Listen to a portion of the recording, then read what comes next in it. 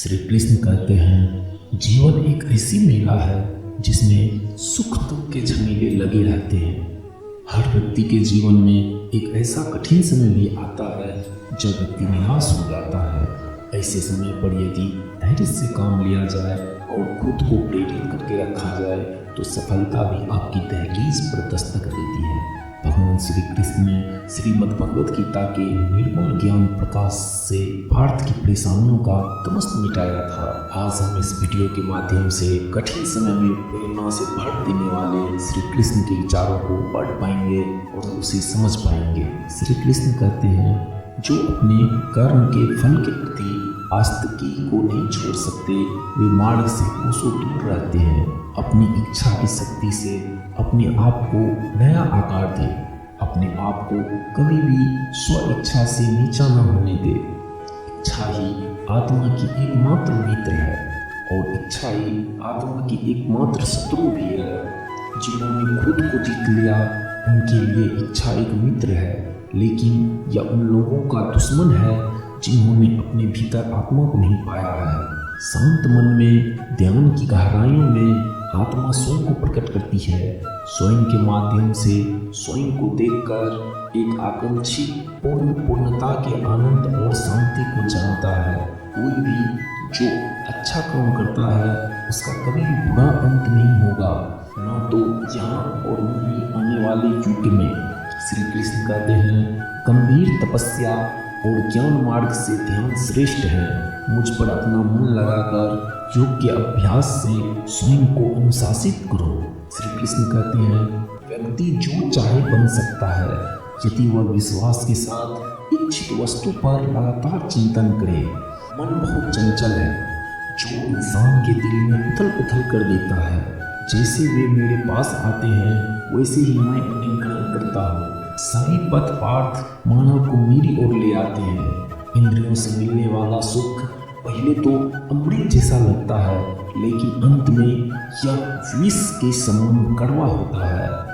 जब ध्यान में महारत हासिल हो जाती है तो मन हवा रहित स्थान में दीपक की लौ की तरह अडिग रहता है। श्री कृष्ण कहते हैं हे अर्जुन, तीनों लोकों में मेरे पाने के लिए कुछ भी नहीं है। कुछ ऐसा है जो मेरे पास नहीं है। मैं अभिनय करना जारी रखता हूँ, लेकिन मैं अपनी किसी जरूरत से प्रेरित नहीं हूँ।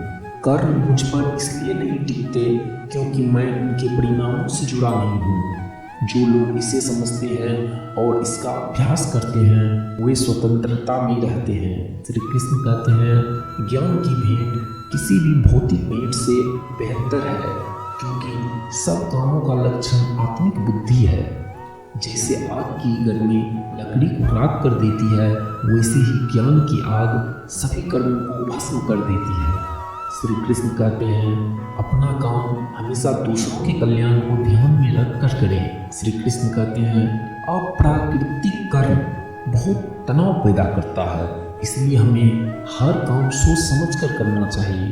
हर व्यक्ति का विश्वास उसकी प्रकृति के अनुसार होता है। मैं उन्हें ज्ञान देता हूँ जो सदा मुझसे जुड़े रहते हैं और जो मुझसे प्रेम करते हैं। श्री कृष्ण कहते हैं बुद्धिमान व्यक्ति कामुक सुख में आनंद नहीं लेता। श्री कृष्ण कहते हैं जो कार्य में निष्क्रियता और निष्क्रियता में कार्य देखता है वह एक बुद्धिमान व्यक्ति है। श्री कृष्ण कहते हैं मैं धरती की मधुर सुगंध हूँ, मैं अग्नि की उष्मा हूँ, मैं ही सभी जीवित प्राणियों का जीवन भी और न ही संन्यासियों का आत्मसंयम भी। श्री कृष्ण कहते हैं तुम उसके लिए शोक करते हो जो शोक करने के योग्य नहीं है और फिर भी ज्ञान की बातें करते हो। बुद्धिमान व्यक्ति न जीवित और न ही मृत व्यक्ति के लिए शोक करते हैं। श्री कृष्ण कहते हैं बुद्धिमान व्यक्ति को समाज कल्याण के लिए बिना आसक्ति के काम करना चाहिए। श्री कृष्ण कहते हैं कर्म मुझे बांधता नहीं, क्योंकि मुझे कर्म के प्रति फल की कोई इच्छा नहीं। कर्म योग वास्तव में एक परम रहस्य है। श्री कृष्ण कहते हैं कर्म योग वास्तव में एक परम रहस्य है। कर्म उसे नहीं बांधता जिसने काम का त्याग कर दिया है। श्री कृष्ण कहते हैं अपने अनिवार्य कार्य करो, क्योंकि वास्तव में कार्य करना निष्क्रियता से बेहतर है। श्री कृष्ण कहते हैं आत्मज्ञान की तलवार से काटकर अपने हृदय से अज्ञान के संदेह को अलग करके अनुशासित बनो। मनुष्य अपने विश्वास से निर्मित होता है, जैसा जो विश्वास करता है वैसा वो बन जाता है। श्री कृष्ण कहते हैं इस जीवन में मनुष्य न तो कुछ होता है और न ही कुछ व्यर्थ होता है। मन अशांत है और उसे नियंत्रित करना कठिन है, लेकिन अभ्यास से इसे वश में किया जा सकता है।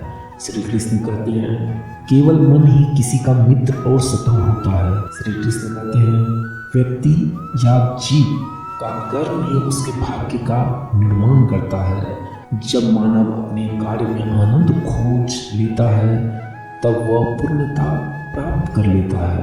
श्री कृष्ण कहते हैं नरक के 3 द्वार हैं, वासना, क्रोध और लालच। इसीलिए हमें वासना, क्रोध और लालच से हमेशा बच के रहना चाहिए। श्री कृष्ण कहते हैं क्रोध से भ्रम पैदा होता है, भ्रम से बुद्धि व्यर्थ होती है। जब बुद्धि व्यर्थ होती है तब तर्क नष्ट हो जाता है।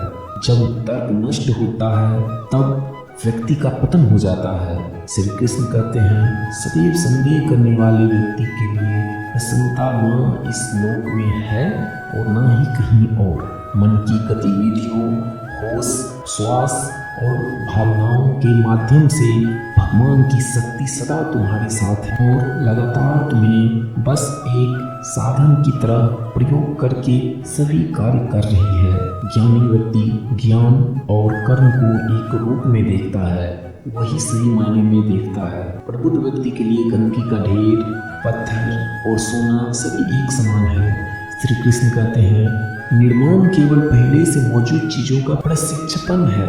श्री कृष्ण कहते हैं उससे मत डरो जो कभी वास्तविक नहीं है, ना कभी था ना कभी होगा।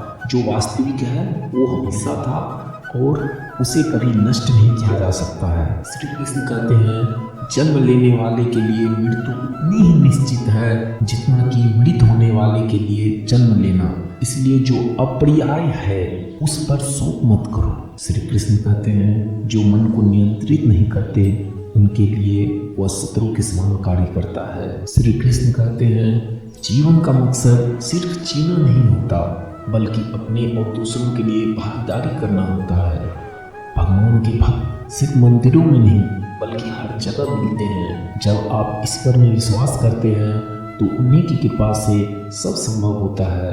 श्री कृष्ण कहते हैं संघर्ष और परिश्रम के माध्यम से ही सफलता प्राप्त की जाती है। संसार में कोई भी चीज नष्ट नहीं होती, यह सिर्फ रूप बदलती है। कर्म करो, फल की चिंता न करो, फल ईश्वर का कर्तव्य है। जो सबका मंगल करता है उसका भी मंगल होता है। संघर्षों से नहीं, संयम से जीत हासिल होती है। जो व्यक्ति शांति के साथ कार्य करता है वही सर्वश्रेष्ठ कार्य करता है। धरती पर जिस प्रकार प्रकाश में बदलाव आता है उसी प्रकार जीवन में भी सुख दुख आता जाता रहता है। श्री कृष्ण कहते हैं धर्म चाहे जो भी हो अच्छे इंसान बनो। हिसाब हमारे कर्म का होगा, धर्म का नहीं। हमारे इस चैनल के माध्यम से आपको किसी भी प्रकार की सीख मिली हो तो हमारे चैनल को सब्सक्राइब और लाइक जरूर करें। ऐसी ही वीडियो के लिए हमारे साथ हमेशा बने रहें। धन्यवाद।